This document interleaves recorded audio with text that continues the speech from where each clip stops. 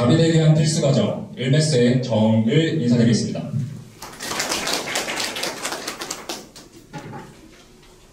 어머님들 오늘 여기 나오신 이유가 선행학습반 알아보러 나오신 거 맞으시죠? 자, 그렇다면 제가 질문 하나 드려보도록 하겠습니다. 이 선행학습은 왜 하는 걸까요? 우리 어머님, 선행학습은 왜 시키세요? 어려운 질문인가요? 다들 눈을 피하시는 것 같은데 혹시 선행학습을 왜 시키는지 이유를 알고 계신가요?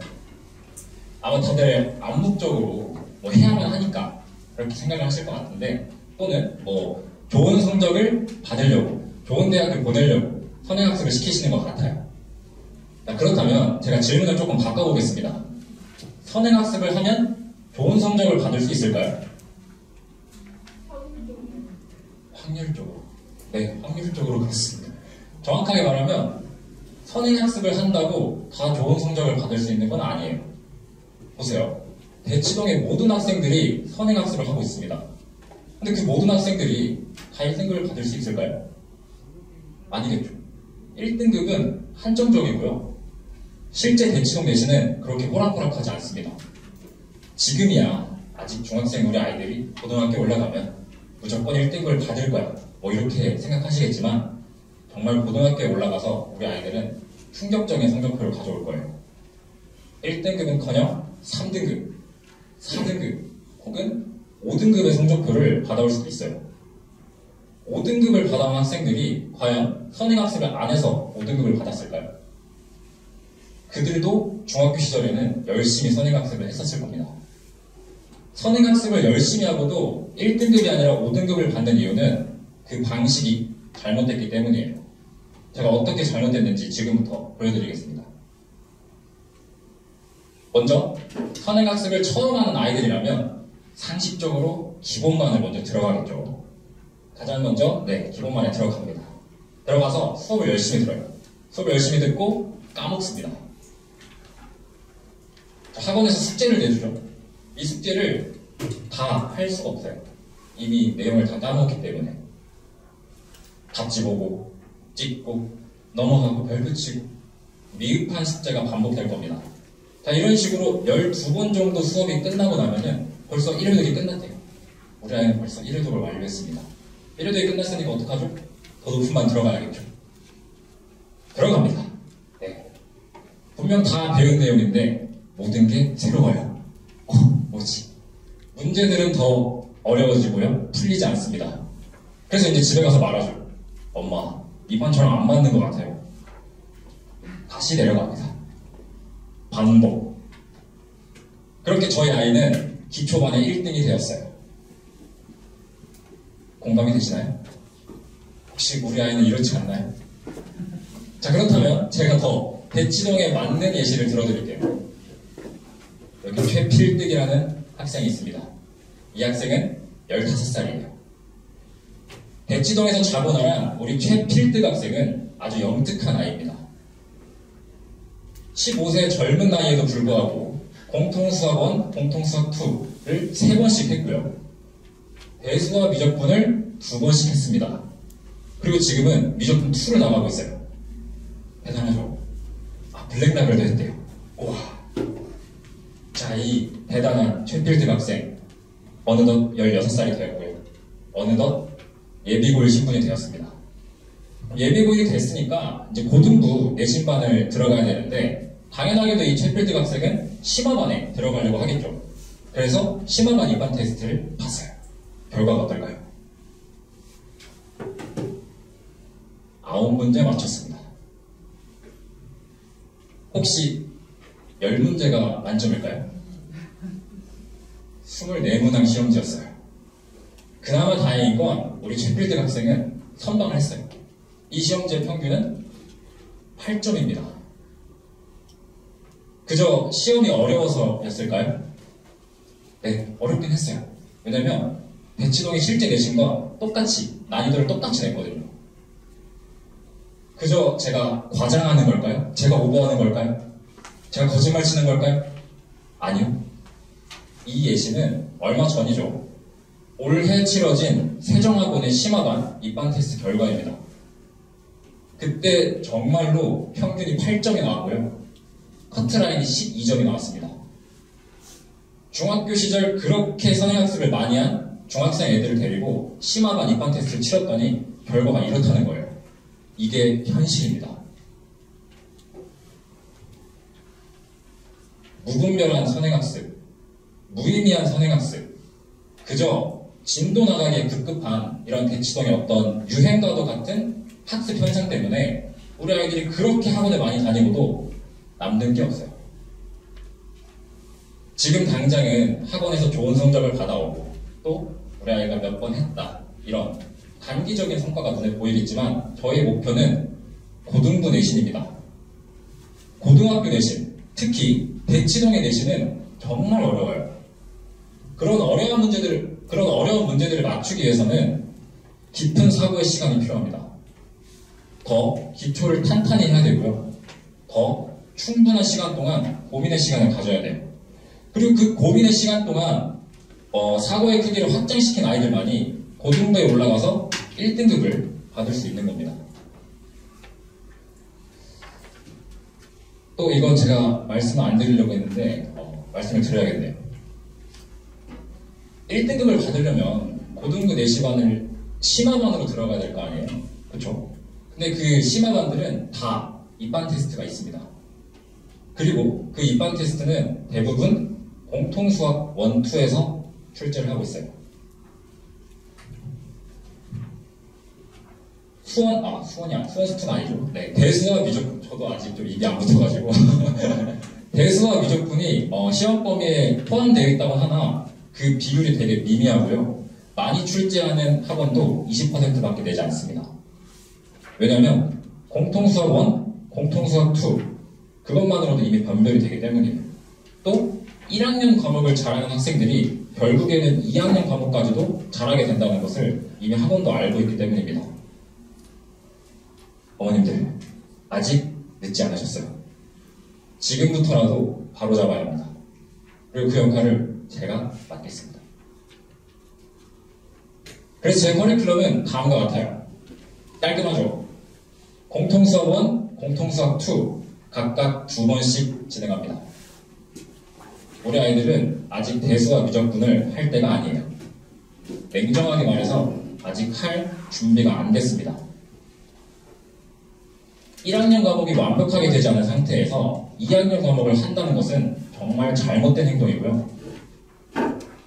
혹시 중2인 우리 아이가 공통수학 1, 공통수학 2를 하면 너무 늦진 않을까요? 너무 뒤처지진 않을까요? 이렇게 생각하시는 분이 있다면 그것도 정말 잘못된 생각이에요. 1학년 과목이 완벽하게 돼야 2학년 과목을 완벽하게, 온전하게 받아들일 수가 있는 거고요. 공통수학을 완벽하게 공부한 학생들은 사고의 크기가 충분히 확장되기 때문에 그 이후의 과목들을 공부할 때 남들 한 번 공부한 거, 남들 2번 공부한 거 본인들은 한 번 만에 획득할 수가 있습니다. 앞서 말씀드렸듯이 공통수학을 잘해야 입반 테스트도 잘 볼 수 있다는 거죠. 네. 여러모로 공통수학을 안 할 이유가 없습니다. 네. 여기까지 설명드렸는데 이렇게 말씀드리면 그래서 너는 수업을 어떻게 할 건데? 궁금하시지 않으신가요? 지금부터 제 수업의 목표 말씀드리겠습니다. 첫 번째입니다. 기억에 남는 개념학습을 해야 한다. 수업이 끝났을 때 본인이 뭘 배웠는지 말할 수 없다면 그 수업을 들었다고 말할 수가 없어요. 그런데 우리 아이들 어떻게 하죠? 수업 끝 하자마자 누구보다 빨리 책을 접고요. 가방을 싸고요. 누구보다 빨리 엄마 차를 타러 갑니다. 엄마!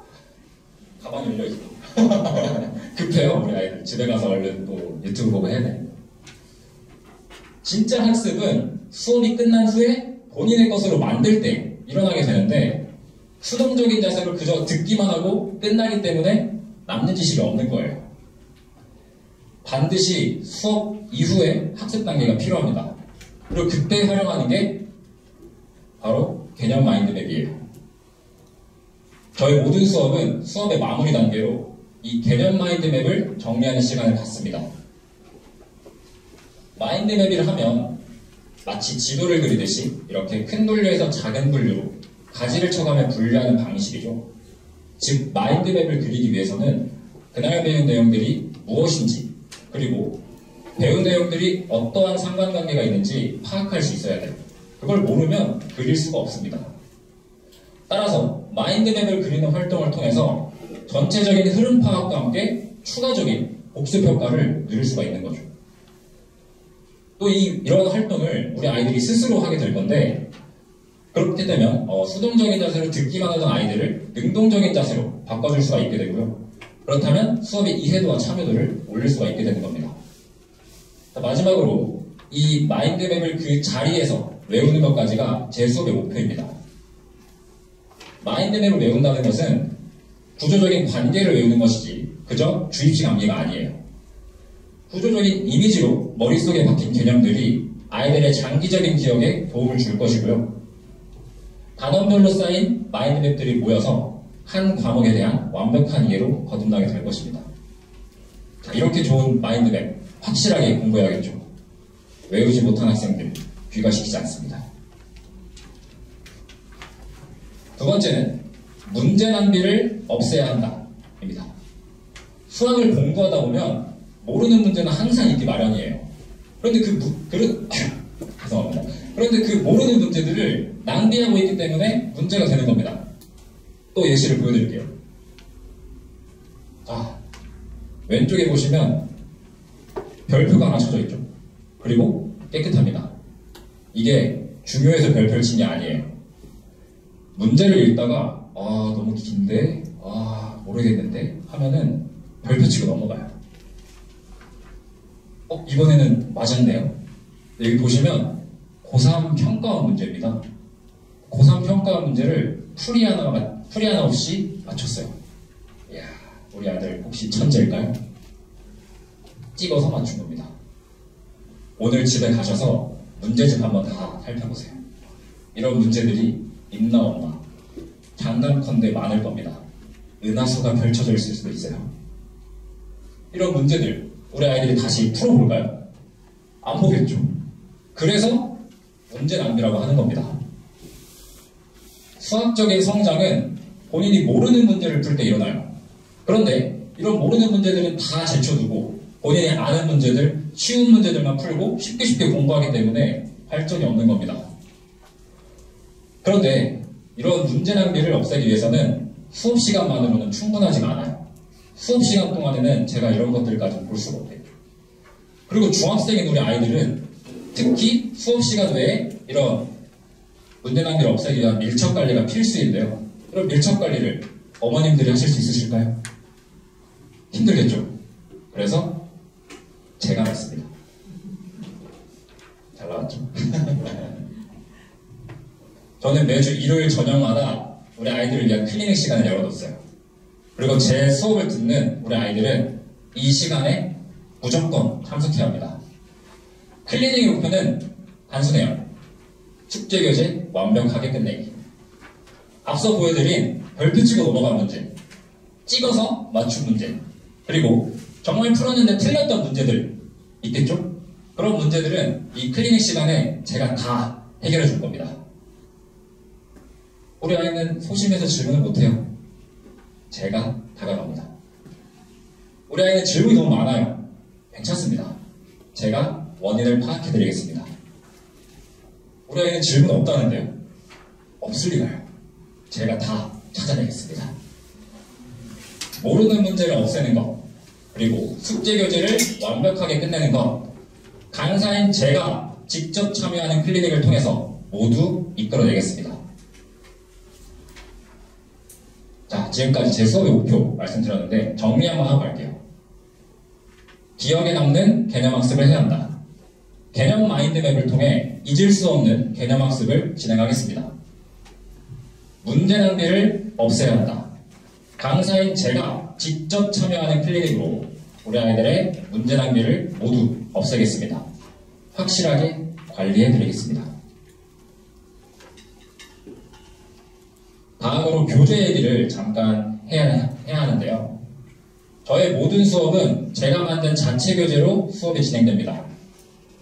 이렇게 말씀드리면 시중교재는 안 쓰시나요, 선생님?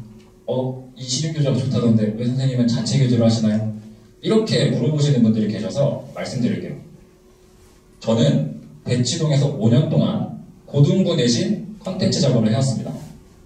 지금도 하고 있어요.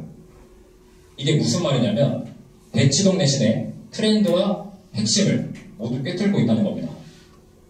정말 시험에 나오는 문제는 무엇이고 정말 시험에 필요한 개념은 무엇이고 그 문제들을 맞추기 위해서는 어떻게 공부해야 되는지 제가 제일 잘 알아요. 그런데 그러한 저의 생각과 경험을 담은 교재는 시중에 없습니다. 제가 만든 교재가 유일해요. 저의 목표는 단순히 횟수를 채우기 위한 무의미한 선행학습이 아닙니다. 철저하게 고등부 내신을 준비하기 위한 단계별 과정이에요. 각 과정에 맞춘 저의 자체 교재로 확실하게 선행학습 진행하도록 하겠습니다. 오늘도 마지막에 시간표 말씀드리겠습니다. 개강일자 12월 20일 개강을 하고요. 수토요일 17시 반부터 21시 반까지 4시간 동안 수업이 진행됩니다. 나중에 다시 말씀드리겠지만 굳이 30분부터 30분까지 하는 이유는 수업 시간의 앞뒤로 1일 클리닉을 또 진행할 거거든요. 이거는 나중에 개강하면 다시 공지해드리도록 하겠습니다. 앞서 말씀드린 클리닉 역시 일요일 저녁에 이렇게 예정되어 있으니 참고 바라겠습니다. 오늘 미처 말씀드리지 못한 내용은 나눠드린 자료에 다 적혀 있고요. 저의 추가적인 관리 시스템이라던가 나머지 제 수업의 목표들은 자료들이 적혀 있으니까 오늘 집에 가셔서 아이들 문제집부터 살펴보시고요. 문제집 보고 느낀 점이 있으시다면 제 자료들 한번 다시 펼쳐보시길 바라겠습니다. 선행학습. 제가 처음에 드렸던 질문이죠. 선행학습은 왜 해야 할까요? 좋은 성적을 받기 위해서는 확실하게 공부해야 합니다. 제 수업처럼요. 우리 아이들의 성공적인 도약을 위해 끊임없이 노력하겠습니다. 지금까지 가비에 위한 필수과정 1매스의 정을이었습니다. 감사합니다.